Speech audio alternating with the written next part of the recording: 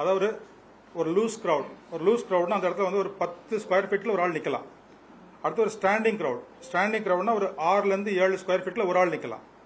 ஒரு tense crowd அதெல்லாம் ஒரு 4.5 to 5 ஸ்கொயர் ஃபீட்டில் ஒரு ஆள் நிற்கலாம்.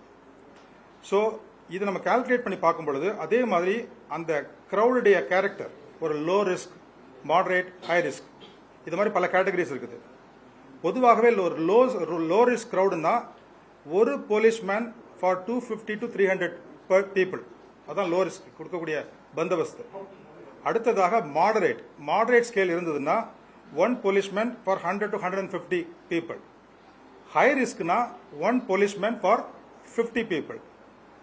இங்கே 27ஆம் தேதி நடந்த நிகழ்வுக்கு அவங்க கொடுத்த பந்தோபஸ்து 500 காவலர் அதிகாரிகள், மாவட்ட காவல்துறை கண்காணிப்பாளர் மற்றும் 3 ADSPs,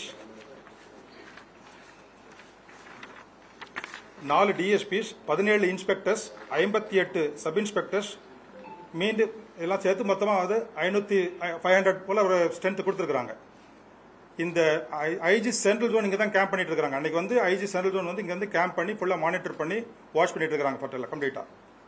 அடுத்ததாக இதுவரைக்கு தமிழக வெற்றி கழகம் சார்பாக அவங்க நடத்திய மற்ற பகுதிகளில் உள்ள போலீஸ் டிப்ளாய்மெண்ட் அதை உங்களுக்கு சொல்றேன். இந்த திருப்பி கேட்கறதுனால சொல்றேன். திருச்சி மாநகரத்தில் முதல்ல நடக்கும் பொழுது அங்க கொடுத்திருந்த போலீஸ் பாதுகாப்பு கொடுத்த காவலர்கள் எண்ணிக்கை 650. காரணம் ஒரு மாநகரம் பிளஸ் ஏர்போர்ட் கவர் பண்ண வேண்டிய ஒரு சூழ்நிலை அங்கே இருந்தது. அதனால அங்கே கொடுத்தது 650.